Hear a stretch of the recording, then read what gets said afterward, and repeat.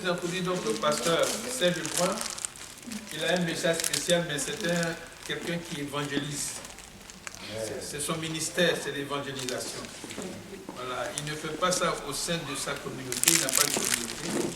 Mais à chaque communauté qu'il invite, voilà, il organise l'évangélisation. On a prévu une ici pour le 8 novembre. Et c'est lui qui va donc diligenter cela. Donc, je vous le laisse. Alléluia.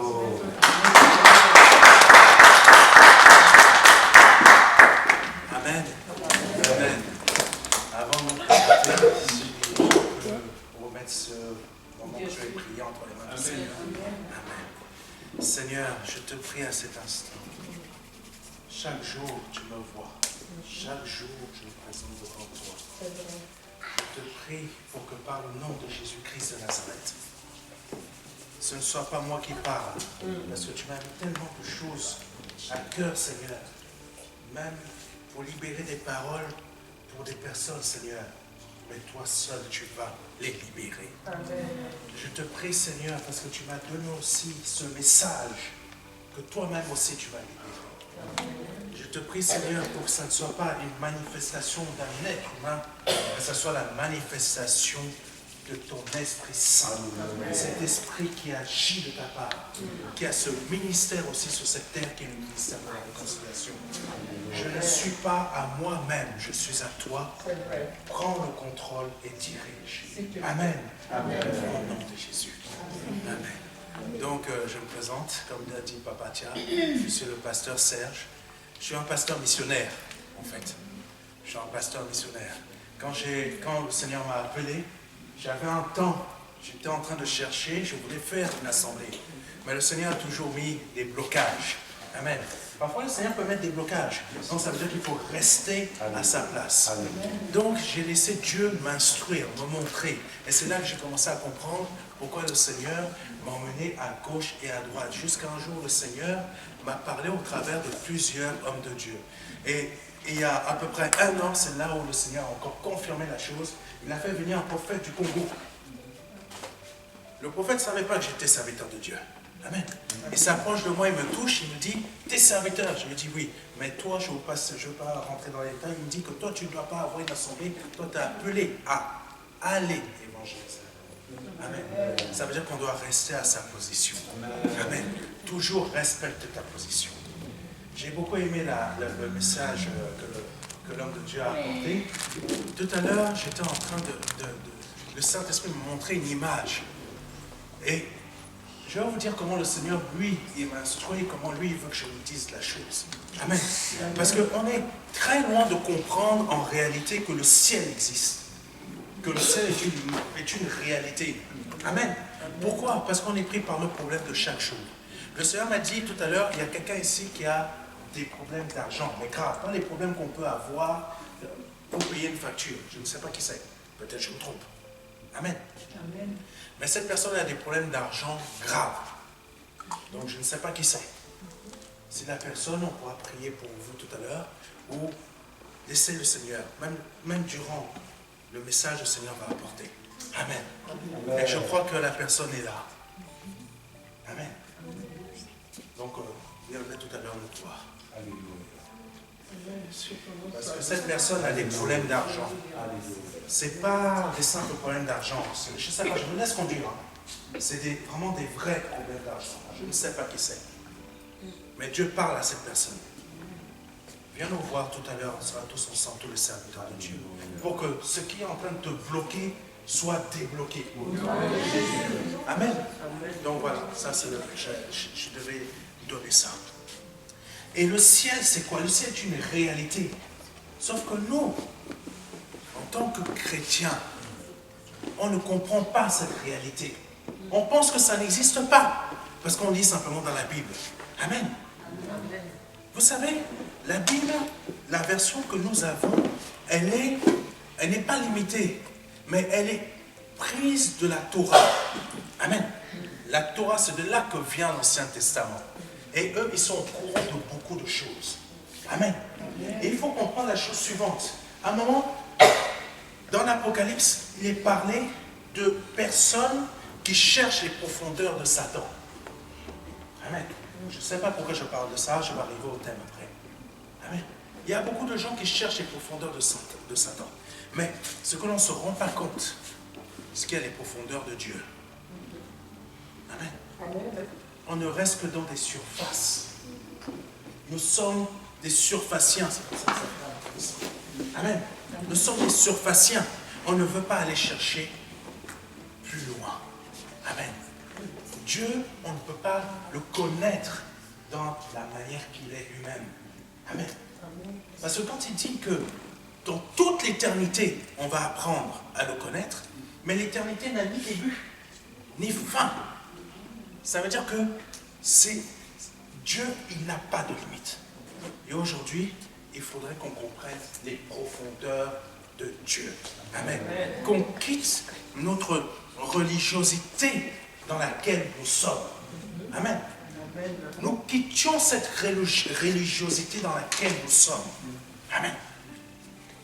Tu n'es pas appelé à être quelqu'un qui soit juste un chrétien. Tu es appelé à être une entité. Cette entité, c'est quoi? L'Église.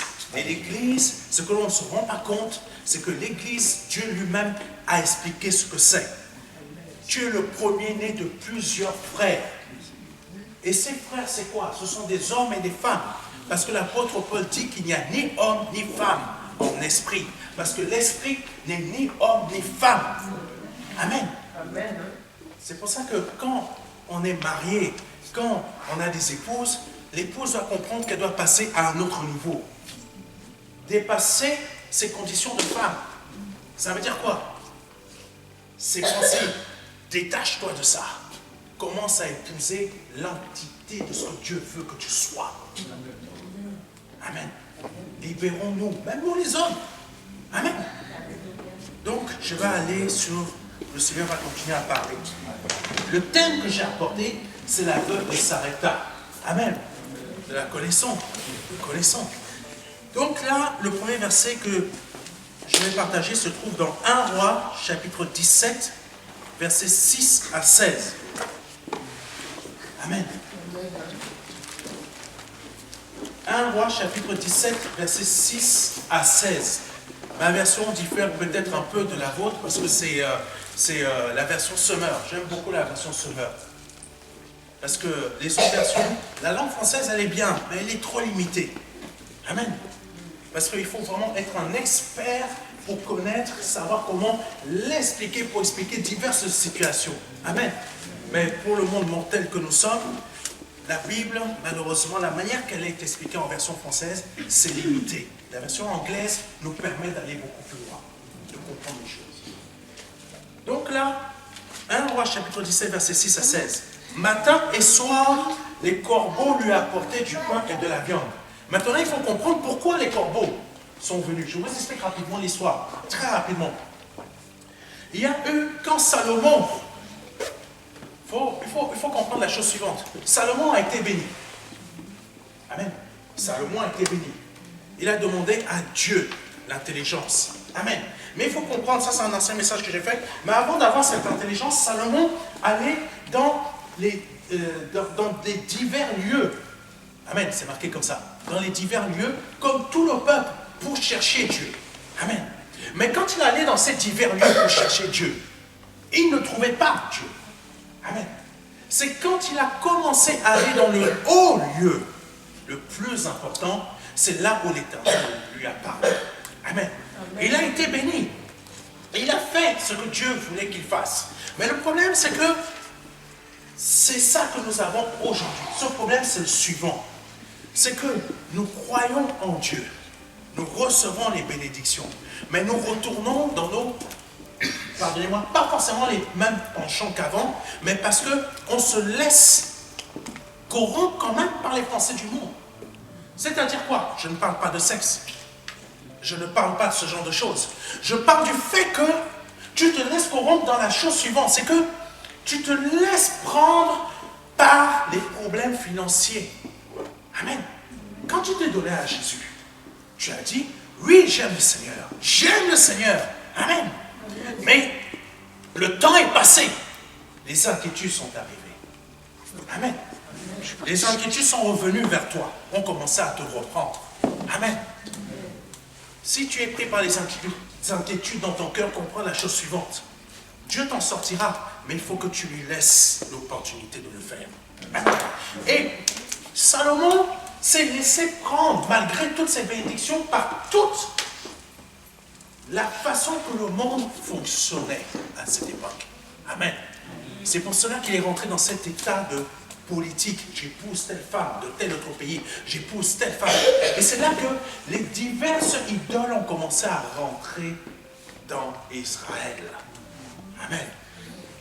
À cause de quoi? Parce qu'il a voulu épouser la manière que les autres fonctionnaient. Ça ne lui suffisait pas ce que Dieu lui a apporté. La parole de Dieu nous dit la chose suivante.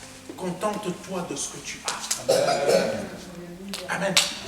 Moi, quand je suis arrivé ici en France, je me contentais de ce que j'avais. Pas dans le sens où je reste petit.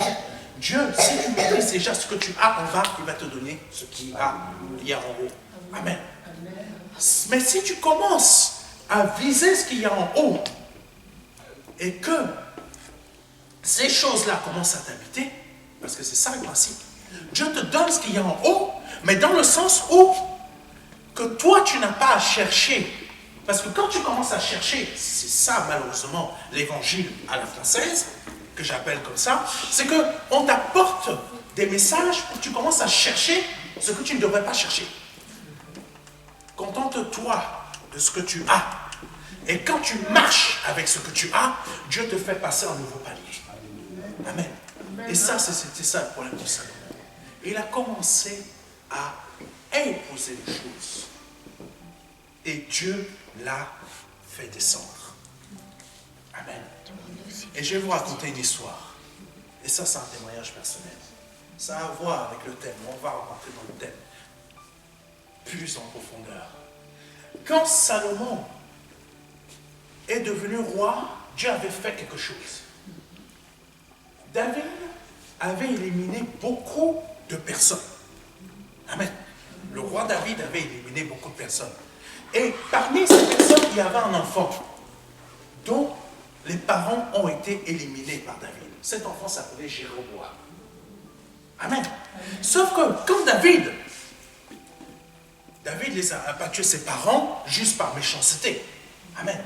Jéroboam a été envoyé où? En Égypte. Amen. Salomon a vécu sa vie. Amen. Mais quand Salomon a chuté, qui Dieu est parti chercher? Jéroboam. Je vais vous dire un truc. Moi, il y a 20 ans, plus de 20 ans de ça, quand tu fais quelque chose, quand tu chutes, Dieu a déjà un plan B. Amen. Dieu a déjà un plan B, hein? Mais quand même, tu ne chutes pas, le diable a déjà prévu des choses contre toi. Mais Dieu a son plan B aussi. Amen. Moi, c'était il y a plus de 20 ans. J'étais allé me faire soigner une dent. Amen. J'étais allé me faire soigner une dent. Quand je me suis fait soigner cette dent, la rage de dent a démarré. Amen. Je suis allé revoir la dentiste. Elle m'a soigné rapidement, vite, comme ça, et enlevé le nerf. Amen. J'étais guéri. Plus de 20 ans après. Plus de 20 ans après, donc il y a à peu près 2 semaines. Amen. Je vais voir la dentiste parce que je commence à avoir des problèmes ici. Mon plan est parti. Infection. J'étais pas bien, non, même plus, il y a quasiment un mois, mais c'est il y a 2 semaines que j'ai compris la chose. Infection, je commençais à être fatigué, je commençais à tituber. C'est là que j'ai compris, quand il y a une infection dedans, en fait, ça passe dans l'organisme et ça peut te tuer. C'est très rapide. Et je commençais à sentir des douleurs violentes comme ça qui me prenaient jusqu'ici. Je me disais, mais qu'est-ce qu'il y a? Je suis allé voir la dentiste qui me dit, mais monsieur, je ne sais pas qui vous a fait ça, mais il vous a mal fait la chose. Plus de 20 ans avant, le diable avait préparé déjà ma mort. Amen. Amen. Quelqu'un comprend? Amen. Plus de 20 ans avant, le diable avait préparé ma mort. Mais plus de 20 ans avant, Dieu avait déjà préparé le plan B. Amen. Je veux te dire que dans ta vie aujourd'hui, ne laisse pas, plutôt, ne fais pas des actions dans le sens où Dieu va préparer un plan B pour te remplacer. Alléluia. Amen. Ne fais pas une action dans le sens où Dieu, plus de 20 ans après, il aura préparé un plan B pour te remplacer. Amen. Mais laisse plutôt le diable t'attaquer pour que dans plus de 20 ans, Dieu a préparé le plan B pour te sauver. Amen. Comment Dieu va sauver? Antibiotiques en urgence. En urgence. En urgence. Amen. Ça, le diable nous cherche tous. Donc quand Jéroboam a été élevé par Dieu, c'est là que Israël a commencé à chuter. Et c'est là que nous allons arriver à notre histoire. Parce que Jéroboam a pris une partie d'Israël et Roboam a pris une autre partie. Amen.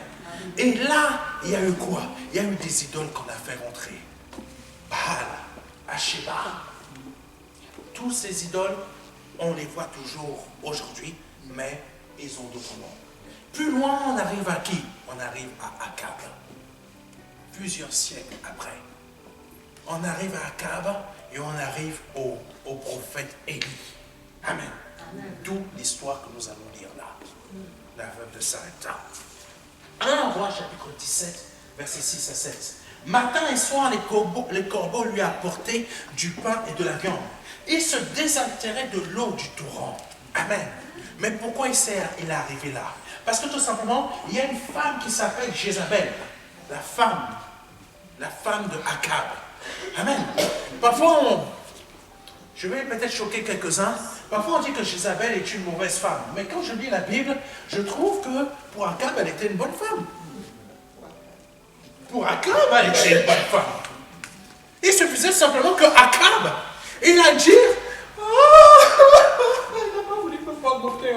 Et là, tu vois Jézabel qui arrive. Attends, tu es censé être un roi.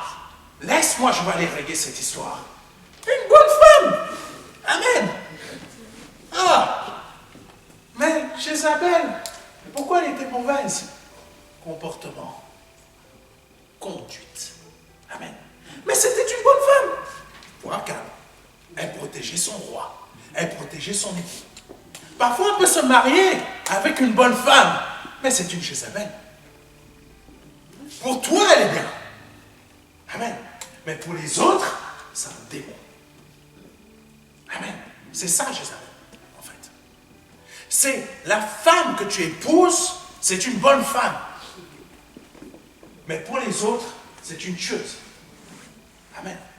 Elle n'était pas prostituée. Attention. Physiquement, elle n'était pas prostituée. Elle était prostituée comment? Prostituée par sa pratique de toutes ces cultes envers toutes sortes d'idoles différentes. Et c'est de ça dont je nous parle, la prostitution spirituelle à cette époque. Amen.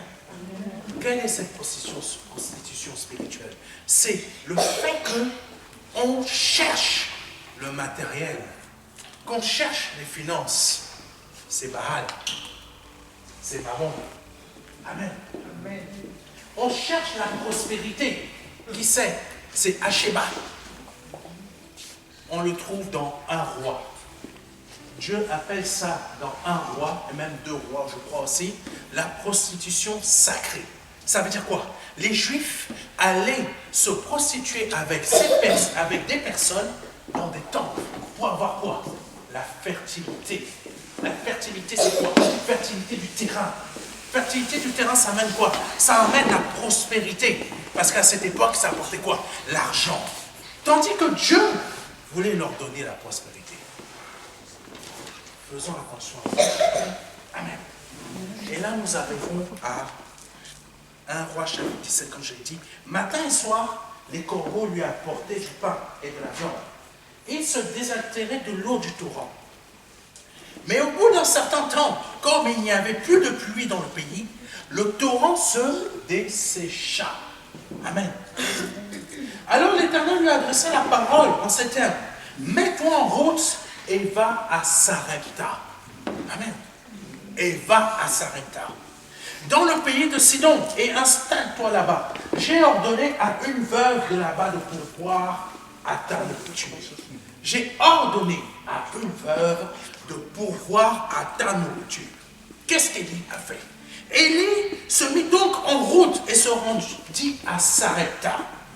Lorsqu'il arriva à l'entrée de la ville, il aperçut une veuve qui ramassait du bois. Amen. Et lui dit, s'il te plaît, va me puiser un peu d'eau en cruche. Amen. Va me puiser. Oh, Jésus. S'il te plaît, va me puiser un peu d'eau dans une cruche pour que je puisse boire. Amen. Dieu a dit merci mon frère. Dieu a dit à Élie, va à tel endroit. Vous savez que Dieu nous parle. Dieu nous dit, va à tel endroit. Élie a obéi. Je pars. Je vais trouver cette veuve à Sarepta. Mais à quoi elle ressemble? Amen. Est-ce qu'elle a les cheveux bouclés? Est-ce qu'elle est grande? Est-ce qu'elle est petite? Est-ce que... Je ne sais pas. Mais à quoi elle ressemble? Amen.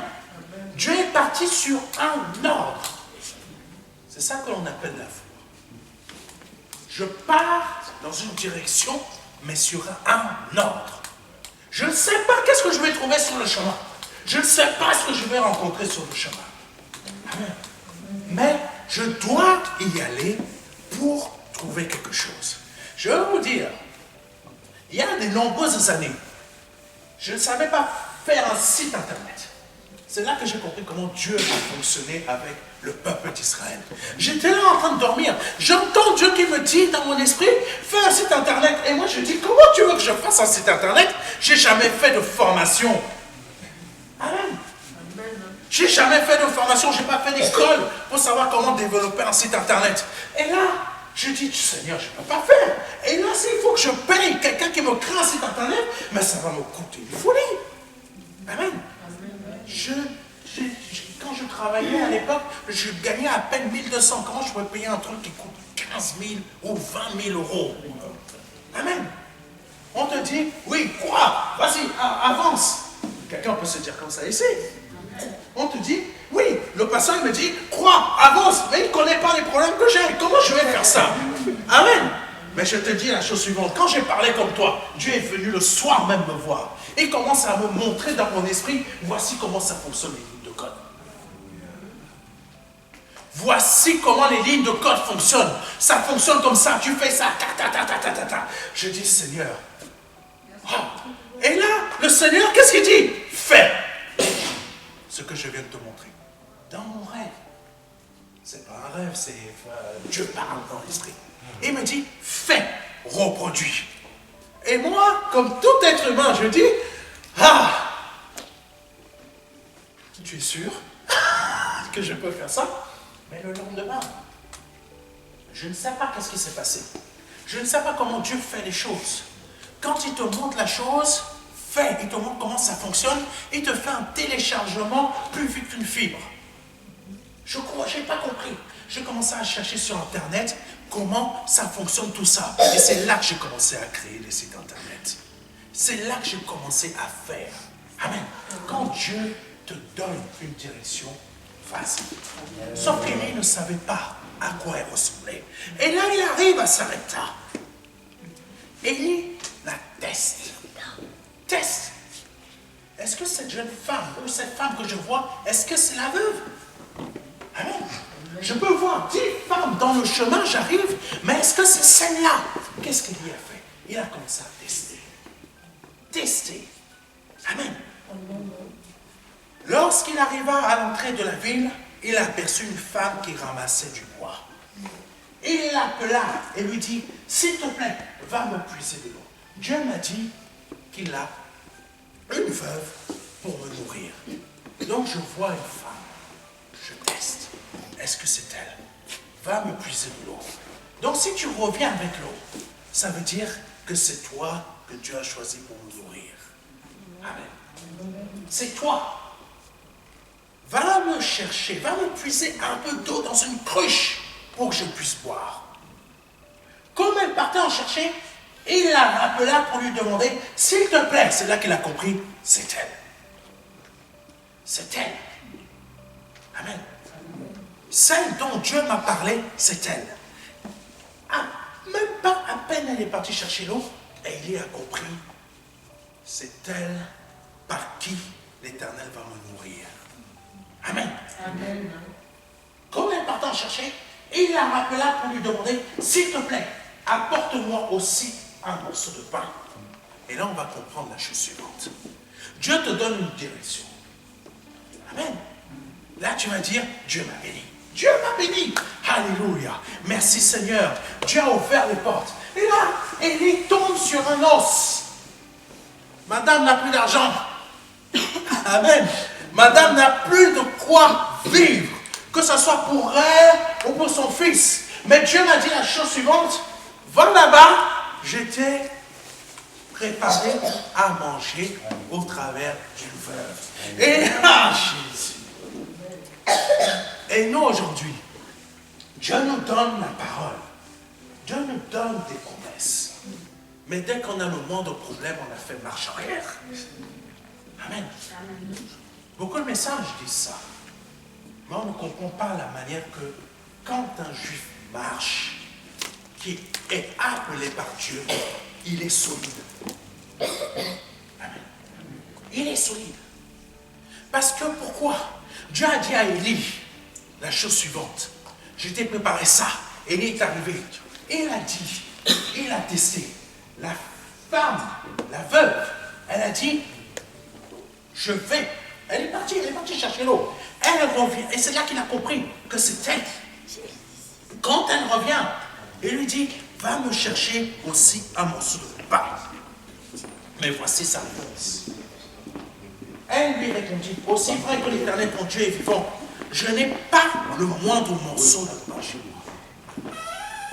Amen. Amen. Je n'ai pas le moindre morceau de pain chez moi. Dieu t'a promis telle chose, telle situation. Mais tu te rends compte que ça n'existe pas. Amen. Madame n'avait pas le moindre pain chez elle. Amen. Oh Jésus. Il me reste tout juste une poignée de farine dans un pot et un peu d'huile dans une jarre. On ne se rend pas compte de cette phrase. Et il me reste, oh Jésus. Il me reste tout juste une poignée de farine dans un pot et un peu d'huile dans une jarre. Mais pour madame, je n'ai pas le moindre pain. Amen. Il ne me reste quasiment rien dans mon compte. Mais je te dis, la farine, alléluia, la farine et l'huile, tu as les ingrédients. Il ne te reste pas le moindre, je ne sais pas quoi, la moindre, ta santé part un peu en vrille. Mais si tu vis, c'est la farine et le pain, c'est la farine et l'huile pour faire l'ingrédient pour que tu t'en sortes. Amen. S'il ne te reste rien, tu es la seule personne de ta famille qui reste sur cette terre. Le Saint-Esprit t'a donné la vie. Parce que le jour que tu t'es donné à Christ, Dieu a renouvelé la vie en toi pour que tu sois encore debout. Amen. Parce que ça, c'est le message de la croix, c'est la puissance. Parce que quand il ne reste rien, il y a toujours un ingrédient. Amen. Tant qu'il y a de la vie, il y a de l'espoir. C'est un dicton peut-être humain. Mais Dieu, dans un verset, dit qu'il est le Dieu de l'espérance. Amen. Amen. Tant qu'il y a la vie, Dieu est toujours là. Amen. Amen. Je vais vous dire la chose suivante. Quand ma famille et moi, donc ma mère et mon frère, nous sommes arrivés ici en France, nous n'avions rien. Ça remonte à plus de 30 ans. J'avais 10 ans et demi. Nous n'avons rien. Mais aujourd'hui, là où je me trouve, parce qu'il y avait un ingrédient qui s'appelle la vie de Christ. Parce qu'au Cameroun, avant d'arriver ici en France, Dieu m'avait déjà appelé. J'étais passé par les eaux du baptême. Donc quand tu passes par les eaux du baptême, ne crois pas que les épreuves par lesquelles tu passes, ta vie elle est finie. Ta vie elle n'est pas morte. Parce qu'il y a toujours l'ingrédient, la farine et l'huile. on pourrait dire ça ainsi. Il y a le Christ et l'Esprit Saint. Parce que le Saint-Esprit prend de ce qui est à Christ et te le met en toi. Amen. Tu n'as pas fini de rencontrer des problèmes financiers. Tu n'as pas fini de rencontrer divers problèmes dans ta vie. Mais si tu ne prends pas conscience qu'il y a toujours cet ingrédient qui s'appelle Christ et le Saint-Esprit en toi, tu ne pourras pas réussir à avancer comme Élie a avancé. Parce qu'Élie, quand cette dame lui a dit, il me reste de la farine, il me reste de l'huile, mais Élie a compris, mais il y a des ingrédients. Dieu ne m'a pas menti. Amen. Dieu ne m'a pas menti. Oh, pasteur, moi je n'ai plus ce qu'il faut pour faire un enfant. Ah, mais tu as toujours le corps de femme.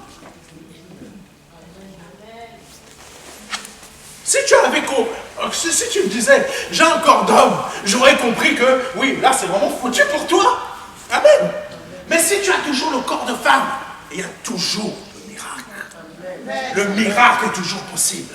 Et la croix est le miracle quand tout le monde a cru que c'était fini.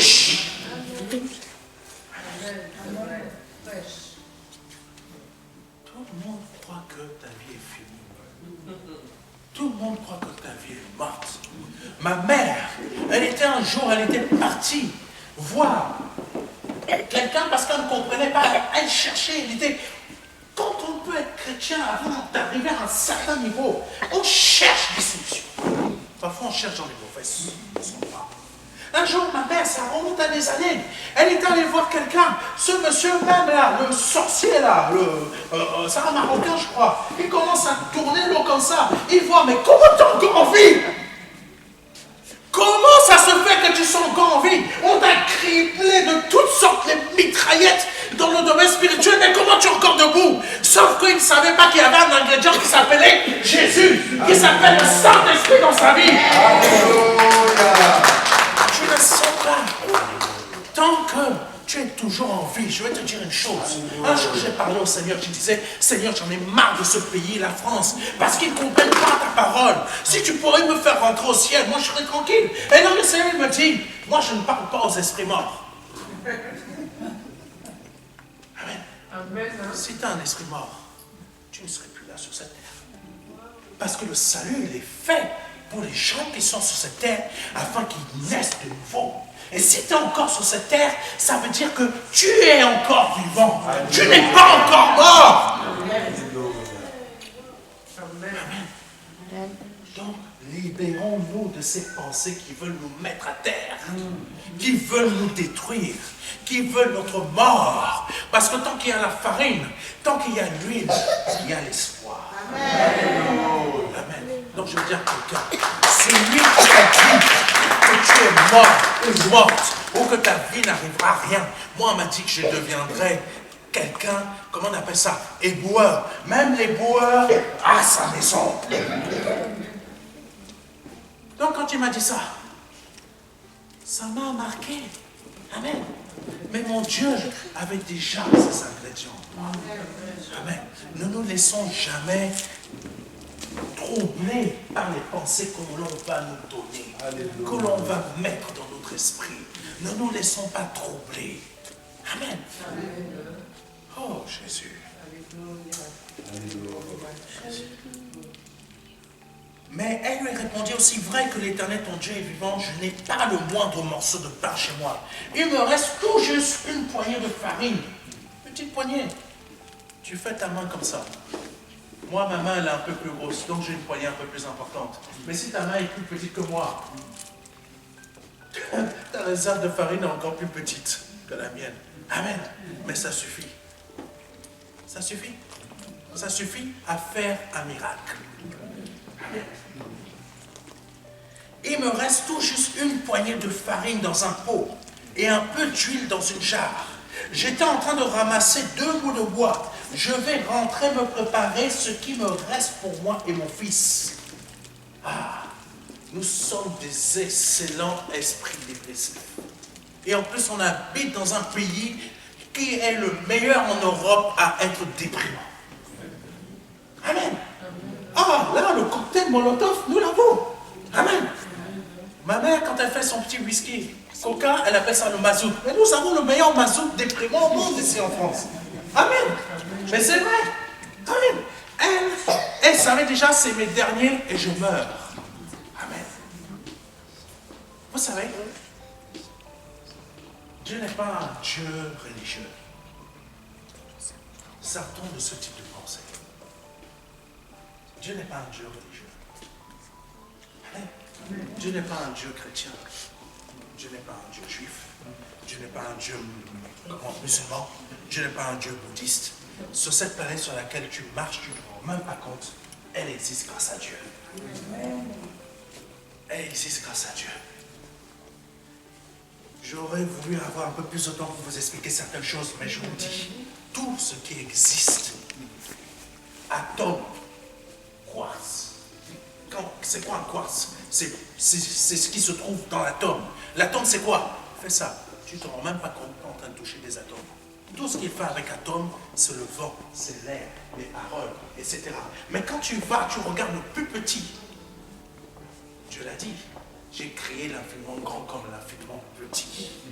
Toutes tes cellules, quand elles sont touchées par le cancer, qu'est-ce que le cancer fait? Il tue tes cellules. Mais Dieu parle à quoi? Il parle à la plus petite chose qui compose cette cellule pour que ta cellule commence à être renouvelée. Amen. Amen. Mesdames, pourquoi vous avez ce qu'on appelle menstruation, règle? Dieu renouvelle la possibilité de créer la vie. C'est automatique. Mais Dieu a parlé, l'organisme obéit. Amen. C'est ça, faire la volonté de Dieu. La création obéit à Dieu. Amen. Parce qu'elle fait ce pourquoi elle a été créée. Toi de même, fais ce pourquoi tu as été créé. C'est pas aller faire la vaisselle. Non. C'est de devenir un prince de Dieu. Amen. Amen. Et là, quelqu'un va me dire, mais oui, princesse n'existe pas. Parce que tout simplement, l'homme en esprit, et l'esprit n'est ni homme ni femme. Ça veut dire que nous sommes tous pareils. Amen. Amen. Continuons. J'étais en train de ramasser 2 bouts de bois. Je vais rentrer me préparer ce qui me reste pour moi et pour mon fils. Quand nous l'aurons mangé, nous n'aurons plus qu'à attendre quoi? Aux Antilles, je ne sais pas s'il y a des Antillais ici, mais aux Antilles, c'est chaud. Quand tu as une histoire de terrain, le frère même, il est prêt à te couper le bras. Amen. Un frère, même une soeur est capable de t'empoisonner. Amen. Pourquoi? Parce que le terrain, là, c'est important. Amen. Dieu te dit, ne regarde pas à ça, mais regarde à ce que moi, je suis capable de faire. Parce que la veuve de Sarepta, elle regardait à la portion qu'elle avait. Et elle voyait quoi? J'ai une petite portion, j'ai un petit truc comme ça, je meurs après. Amen. Oh, Jésus. Quand ma mère, mon frère et moi, nous sommes arrivés sur Paris pour mes études, on a refusé de me prendre parce que tout simplement, ils ont perdu mon dossier. Les petites économies de ma mère, 15 000 € étaient partis en poussière. Parce qu'on devait, elle devait nous loger. Amen. Elle devait nous loger. On a été payé tel hôtel là-bas pour qu'on puisse y habiter. Même dans certains hôtels, là, on nous a même loué une chambre. Au-dessus, c'était le dernier étage. Le toit était troué. Et il y avait même les caca des pigeons. Toi, tu pourrais te dire que c'est ta fin. Nous, on se disait, c'est foutu. Mais Dieu a trouvé une solution. La nuit même, on est allé dans un autre hôtel. On était heureux, l'hôtel est beau, il est magnifique. Ah, je disais, merci Seigneur, sois loué. Le lendemain, on commence à entendre des bruits bizarres. Je vous passe les détails. On se dit, mais c'est quoi ça? C'est là qu'on apprend que c'est un hôtel de passe. Dieu parfois te fait passer par des étapes. difficiles. Dieu parfois te fait passer par des étapes difficiles.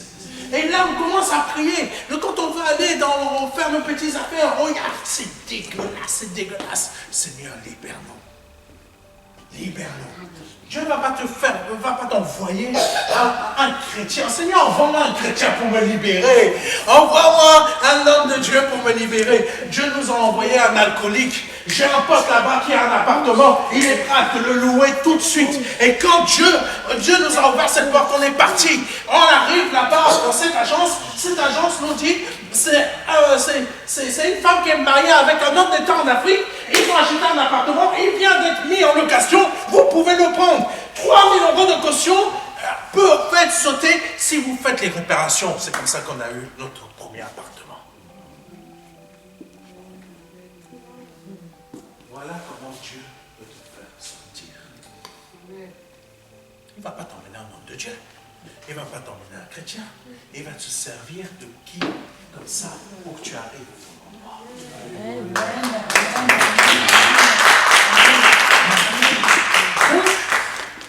La veuve de Sarepta dit on mange et après on meurt. Mais Élie avait déjà compris. Non, tu ne mourras pas aujourd'hui. Parce que Dieu m'a parlé. Il m'a dit, il y a une veuve là-bas. Elle doit te nourrir. Et si elle doit te nourrir, elle doit rester en vie. Amen. Si elle doit te nourrir, elle doit rester en vie. Parce que toi-même, tu dois rester en vie. Donc si moi je veux que tu restes en vie, elle doit vivre.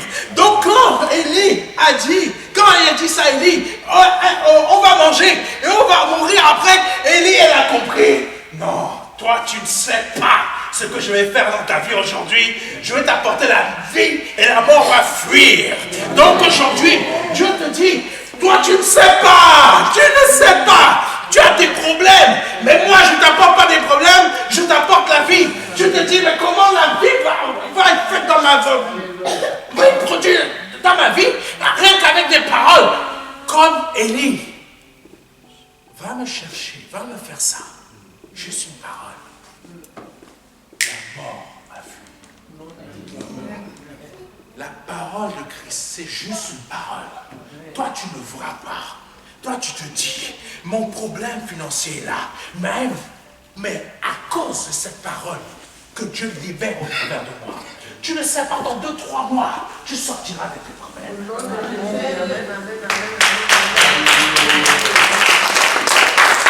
Dans 2-3 mois, tu sortiras de tes problèmes. Ne te fixe pas à 2-3 mois, crois simplement, même si ça arrive dans 4 mois. Crois simplement si ça arrive dans 5 mois. Crois simplement. Amen. Ne te fixe pas au temps. Fixe-toi la parole qui va se réaliser.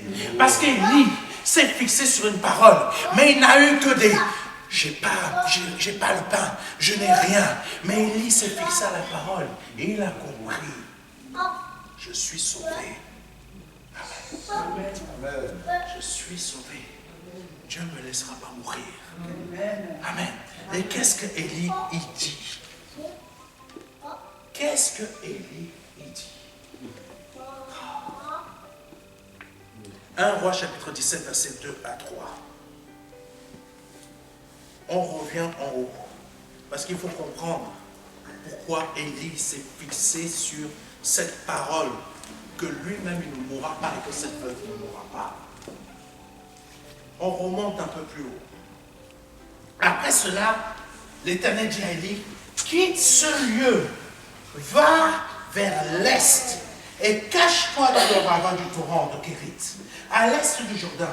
Alors l'Éternel lui adressa la parole en ces termes. Mets-toi en route et va à Sarepta, dans le pays de Sidon, et installe-toi là-bas. J'ai ordonné. Comment Dieu a ordonné? Il a mis la disposition dans le cœur de la veuve de Sarepta. Dieu n'a pas sorti Élie de là où il était pour l'emmener dans un autre endroit où il meurt. Dieu disposera le cœur des personnes qu'il faut pour venir t'aider dans ton état, ta situation. Voilà quand Dieu dit, j'ordonne Dieu. Toi, tu t'en rends pas compte. Tu croises quelqu'un. Je vous le dis, c'est une vérité. J'ai un ami avec qui j'ai fait l'Institut de théologie biblique. On lui a volé 1300 € dans le compte. Il ne travaille pas. Il n'a pas d'argent. Les pauvres économiques qu'il avait dans son compte, quelqu'un le lui a volé. Comment il va nourrir ses 4 enfants? Amen. Comment il va nourrir? Il m'appelle. On prie ensemble. Il appelle notre frère. On prie tous ensemble. Amen. Les miracles ne viennent pas de nous. Les miracles viennent de Dieu. Et quand on se unit, c'est pour ça que je dis à la personne qui est concernée par ce problème d'argent, viens, on va prier pour toi. Tous ensemble. Et là, Dieu, qu'est-ce qu'il a fait? Quand on a plusieurs qu'on ne se connaît pas. Vous connaissez pas Dieu. On a tous prié. La semaine qui a suivi, il a rencontré quelqu'un dans la rue. Et dit, tu sais, moi, on vient de me voler 1300 €. La personne lui dit, attends, j'ai un héritage que j'ai reçu. Donne-moi ton compte. 1500 €, je te vire là. Tu ne me rembourses pas. 1500. Il a eu les 1500. Quelqu'un qu'il a rencontré dans la rue comme ça. 1500. Voilà comment Dieu ordonne que tu sortes de ta situation. Jésus. En disposant le cœur de quelqu'un. En disposant le cœur de quelqu'un. Voilà comment Jésus-Christ a fait. Dieu a disposé son cœur pour nous sauver. Juste la farine et l'huile. Si tu es toujours dans le salut, ta vie n'est pas morte. Peu importe le sorcier, ta vie n'est pas morte. Ah, Jésus. Que Dieu soit béni. On continue. 1 Roi 17, verset 6 à 16. Élie reprit. Amen. Élie reprit.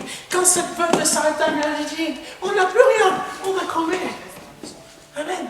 On mange juste ce qui nous reste. Sauf qu'Élie savait que toi, ma gentille veuve, tu vas vivre. Tu n'es pas destiné à la mort. Élie reprit. Sois sans crainte. Combien de fois tu as eu ça dans ton cœur? Amen. Tu es dans des problèmes. Combien de fois Dieu a mis dans ton cœur, sois sans crainte. Je te dis, si c'est venu dans ton cœur, ce n'est pas un hasard, ce n'est pas ton esprit, ce n'est pas ta pensée, c'est Dieu qui l'a mis dans ton cœur, sois sans crainte. Je ne connais pas ton problème, mais si le Saint-Esprit a mis ça dans ton cœur, ça veut dire que tu vas dépasser ce problème. Amen. Tu vas dépasser ce problème. Je ne connais pas ton problème, mais tu vas le dépasser. Amen. Sois sans crainte. Qu'est-ce que ça veut dire, sois sans crainte? Tu marches là où il y a des vers, ça craque, ton pied saigne quand même, tu pleures, mais tu marches. Dieu a dit, sois sans crainte. Dieu n'a pas dit qu'il va enlever les vers. Il a dit, marche et sois sans crainte. Ça veut dire que tu ne perdras pas ton pied. Amen. Amen. Ça veut dire que tu ne perdras pas ton pied. Et quand il a parlé à la veuve de Sarepta, et c'est la même chose quand le Seigneur nous disait, pardon, que je suis la vie. Ça veut dire que quoi? Même si ton cœur, ton corps meurt, c'est ta conscience. Tu es conscient que tu es en vie. Ça veut dire que cette conscience-là, quand tu penses, quand tu réfléchis, cette conscience va rester en vie. Amen. Amen. Comprenons une chose, c'est pas parce qu'on respire qu'il prouve qu'on a envie. Ah, Seigneur, merci. Tu es conscient que tu es en vie. C'est cette conscience qui va rester encore en vie. Amen. Mais tu vas vivre autrement. C'est ça, vivre. Amen. Quelqu'un me comprend? Amen. Sûrement je vais trop loin. Mais vous allez comprendre ça par la suite des choses. Quand tu dors, tu ne te rends pas compte que tu as envie, mais tu l'es toujours. Parce que c'est ta conscience. Amen. Ton esprit, ce que tu es. Amen. Amen. Donc, Élie reprit et dit, sois sans crainte, rentre, fais ce que tu as dit. Amen. Fais ce que tu as dit, mais pas comme tu as prévu que ça se passe. Amen. Toi, tu as prévu d'aller manger, mais de mourir après. Fais ce que tu as dit, mais pas de la manière que tu penses que ça va se réaliser. Amen. Va faire à manger, mais la première chose que tu vas faire, seulement prépare-moi d'abord avec ce que tu as. Une petite miche de pain et apporte-la-moi. Toi, tu as prévu d'aller mourir, d'aller faire à manger et de mourir. Mais comme toi, tu as préparé et tu as prévu d'aller faire à manger et de mourir, mets ça de côté. Moi, je suis la vie, tu prépares d'abord à moi la vie. Parce que si tu te prépares à toi de manger, c'est que tu vas mourir. Mais prépare, tu me le donnes. Qu'est-ce que ça veut dire pour toi? Toi, tu te dis que ta vie est finie. Commence à la remettre dans les mains de Dieu. Commence à la remettre véritablement entre les mains de Dieu. Commence à ne plus vivre pour toi. Parce que toi, tu pars, tu te prépares à manger pour toi-même. Toi, tu pars, tu te prépares à manger pour toi-même. Tu as voulu te faire, je ne sais pas quoi, un projet de restauration de ces morts. Parce que tu as voulu le faire pour toi. Amen. Tu as voulu te faire un projet, je ne sais pas quoi, de garage où tu vas vendre des pneus. Mais ce projet a été cassé. Pourquoi? Tu as voulu te le faire pour toi. Amen. Peu importe le projet, ça a échoué. Pourquoi? Parce que tu as voulu te le faire pour toi. Amen. Madame, tu as voulu te marier, ça ne marche pas comme tu veux. Pourquoi? Parce que tu as voulu te marier pour toi. Tu as voulu avoir un homme pour toi. Tu n'as pas voulu te marier pour être soumise à Dieu. Amen. Voici nos échecs. Voici la source de nos échecs. Parce qu'on les fait pour eux. Et là, Élie lui dit, fais comme tu as dit. Mais donne-moi en premier à manger. Amen. Quand tu veux faire un enfant, ne le fais pas pour toi. Alléluia. Ne fais pas cet enfant pour toi. C'est là que tu vas comprendre, tous tes problèmes de santé vont disparaître. Parce que cet enfant, quand il va naître, il sera destiné à quelque chose. Pas pour te servir toi, maman, mais te servir Dieu. Amen. C'est ça. Faisons toujours tout pour que ce soit Dieu. Pas nous. Amen. Et c'est comme ça que tu réussiras. Je ne sais pas pourquoi je parle de ça. Monsieur, ton projet d'entreprise. La prochaine fois que tu vas te lancer, on t'a dit non. Ou on t'a dit oui, tu vas réussir, mais tu as échoué quand même. Tu es parti voir, ça a échoué. Mais la prochaine fois que tu vas te lancer, que tu auras compris ce que je viens de dire, c'est là que ça va marcher. Amen. Je sais que je parle à quelqu'un. Parce que le Saint-Esprit me dit qu'il parle à quelqu'un. Amen. Peut-être même à deux personnes sur d'autres, sur diverses choses. Amen. Et il reprit. Sois sans crainte, rentre, fais ce que tu as dit. Seulement prépare-moi d'abord avec ce que tu as, une petite miche de pain. Ensuite, tu en feras pour toi et ton fils. C'est après. Parce que moi qui suis la vie, j'ai mangé, donc forcément tu vas vivre. Mais comment tu peux faire pour toi et ton fils si moi je mange en premier tout ce que tu as? C'est le miracle. Et c'est là que la vie a été créée dans la maison de la veuve de Sarepta. Amen. Parce qu'en premier, elle a mis Dieu. Quand tu mets Dieu en premier, même si tu ne l'as pas, Dieu va finir par créer la source. Alléluia. Amen. Dieu va finir par créer la source. Comment elle a eu? Parce qu'il y a eu un miracle. Il y a eu un prodige. Amen. Ensuite, tu en feras pour toi et ton fils, car voici ce que déclare l'Éternel, le Dieu d'Israël. Le pot de farine ne se videra pas, et la jarre d'huile non plus, jusqu'au jour où l'Éternel fera pleuvoir sur le pays. Amen. Amen. Il y a un début pour le miracle, mais il y a une fin pour le miracle. Mais pendant cette période du miracle, le miracle existe pourquoi? Parce que tu es dans de graves problèmes. Et le miracle prendra fin quand tu sortiras de ces problèmes pour que tu reprennes une marche normale. Voilà où le miracle pourrait se produire. Le miracle ne se produit pas pour que tu vives sans cesse dans le miracle, mais le miracle t'aide pour que tu sortes d'une période difficile.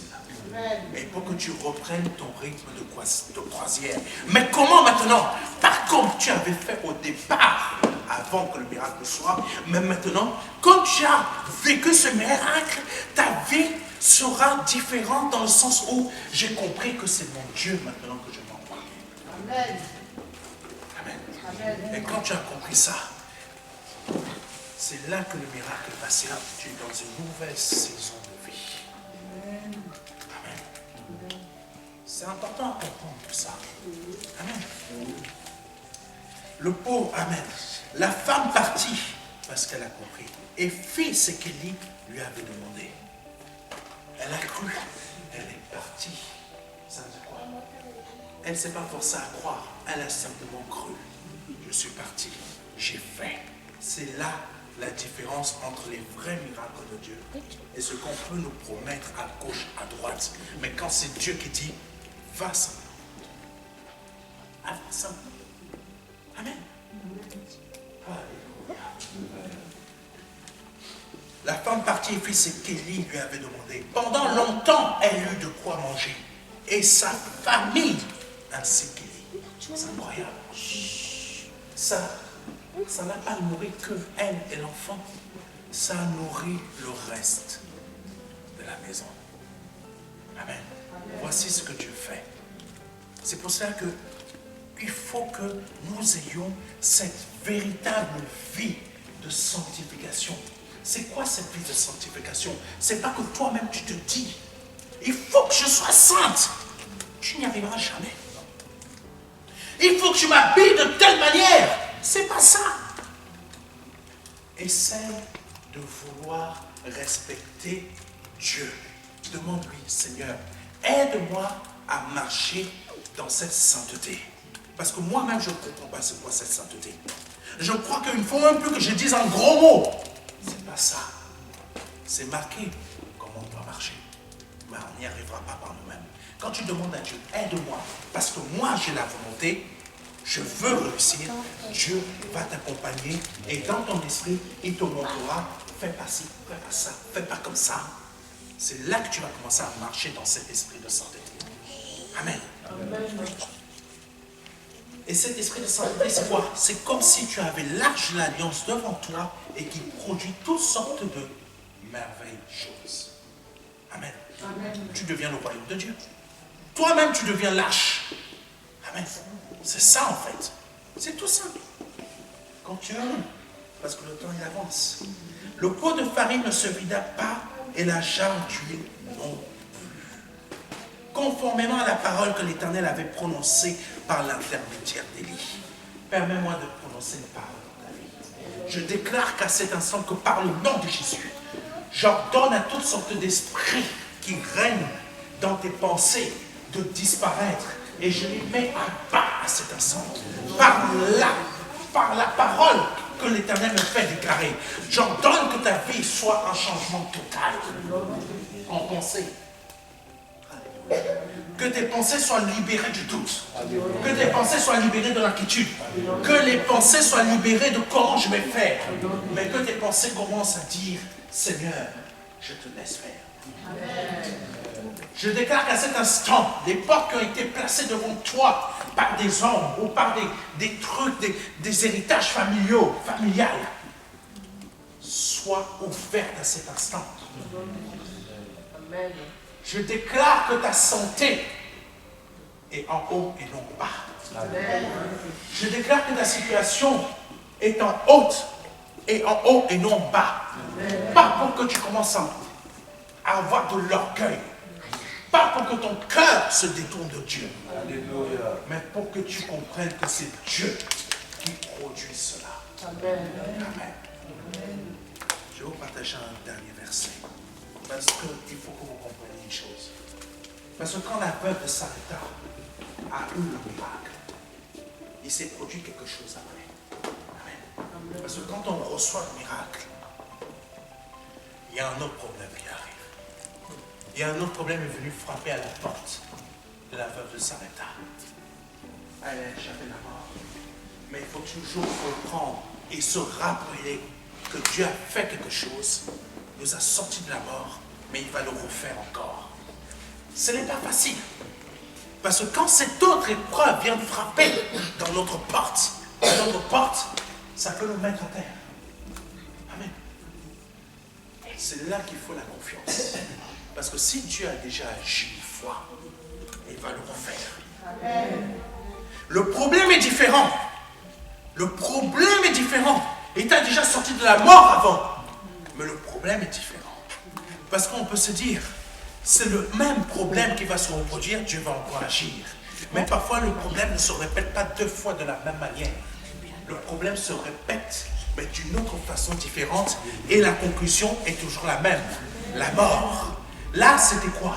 La perte de son fils. Amen. La perte de son fils. La veuve de Sarepta qui a reçu Élie. Élie lui a dit, fais ci, fais ça. Ça va bien se passer. Tout s'est bien passé. Mais qu'est-ce qui s'est produit? 1 Roi chapitre 17, verset 17 à 24. Et je vais m'arrêter après. Quelque temps après, le fils de la veuve qui avait accueilli Élie tomba malade. Amen. Il tomba malade. Le mal devint si grave. Wow. Dieu t'a béni. Tu as eu une épreuve. Tu en es sorti. Mais le mal par lequel tu es passé après est devenu si grave. Si grave. Amen. Le mal devint si grave qu'il cessa de respirer. Tu vois ton enfant. Tu es sorti. Il ne guérit pas, il ne guérit pas, il ne guérit pas, jusqu'au jour où. Amen. Cela arrive. Amen. Cela arrive dans ta vie financière. Cela arrive dans ta vie de foi même. Amen. Alors la mère dit au prophète, qu'avions-nous à faire ensemble, toi et moi, homme de Dieu? Cet homme de Dieu est venu. Il a prié pour toi. Ça agit. Pas que ça vient de lui, mais que ça vient de Dieu. Et là, tu es passé par une autre épreuve qui met ta foi, ta communion, ton espoir en Dieu à terre. Qui met cette croyance en la croix de Jésus-Christ à terre. Et tu te dis, mais Seigneur, je t'ai accepté dans ma vie. Pourquoi tu ne m'as pas délivré? Pourquoi tu n'as pas fait ça quand j'étais en pleurer? Pourquoi tu n'as pas fait ci? Pourquoi tu n'as pas ouvert la porte? Pourquoi tu n'as pas créé ci? Pourquoi tu n'as pas... Amen. Ce n'est pas un reproche. Nous ne sommes que des humains. Amen. Amen. Es-tu venu chez moi pour me faire payer mes fautes et causer la mort de mon fils? Amen. Mais on a oublié, elle a oublié que Dieu l'avait déjà sorti de la mort avant. Amen. Rappelons-nous toujours que Dieu est là. Amen. Rappelons-nous aussi que Satan va continuer à nous chercher des problèmes. Amen. Ce n'est pas parce que Dieu a créé un miracle une première fois que Satan ne va pas revenir pour créer des problèmes. Amen. Ce n'est pas parce que Dieu t'a donné la victoire sur quelqu'un qui te cherche des problèmes que là, elle va s'arrêter, qu'elle ne va pas recommencer. Amen. Comprenons bien les choses. Les problèmes vont se répéter. Peut-être différemment. Mais Dieu agira encore différemment. Amen. Il lui répondit, voici comment Dieu a encore agi différemment. Mais toujours de la même manière, la parole. Il lui répondit, donne-moi ton fils. Il le prit des bras de sa mère, le porta dans la chambre haute où il logeait et l'étendit sur son lit. Puis il implora qui? L'Éternel. Voici ce que le Seigneur fait pour nous. Quand nous-mêmes on se met à genoux, Seigneur, viens à mon aide. Le Seigneur fait la même chose auprès du Père. Parce que tu m'as envoyé mourir à la croix pour lui. Tu l'as déjà senti une fois. Et définitivement de quoi? De la mort. C'est pas pour le remettre dans la mort de son esprit. Amen. Amen. Amen. C'est important. La mort de notre esprit, elle est vaincue définitivement. C'est pas pour qu'on s'y rejette nous-mêmes. Amen. Qu'est-ce qui se produit? Oh Jésus. Oh Éternel mon Dieu, cette veuve m'a accueilli chez elle. Est-ce que vraiment tu lui voudrais du mal au point de faire mourir son fils? Puis il s'allongea par 3 fois de tout son long sur l'enfant et implora l'Éternel. Éternel mon Dieu, je t'en prie, veuille faire revenir en lui le souffle de vie de cet enfant. L'Éternel exauça la prière d'Élie. Dieu t'a déjà sorti une fois. Le miracle a duré jusqu'à ce que tu reprennes une vie normale. Amen. Amen. Mais sache une chose, je te le dis, c'est pas parce qu'il y a eu un miracle une fois que tu n'auras pas de problème une deuxième fois. C'est simplement, rappelle-toi quand Dieu t'a sorti des problèmes pour que tu puisses passer le deuxième, le troisième, le quatrième. Et c'est là que la parole dit la chose suivante, et je termine dessus. Seul celui qui va persévérer jusqu'à la fin sera sauvé. Amen. Quelqu'un comprend? Amen. Seul celui qui va persévérer. J'ai mon problème, j'ai le miracle. J'ai mon problème, j'ai le miracle. Et ça jusqu'à la fin de notre vie. C'est comme ça qu'on va être sauvé. Amen. C'est pas autrement. Que Dieu soit béni. Amen.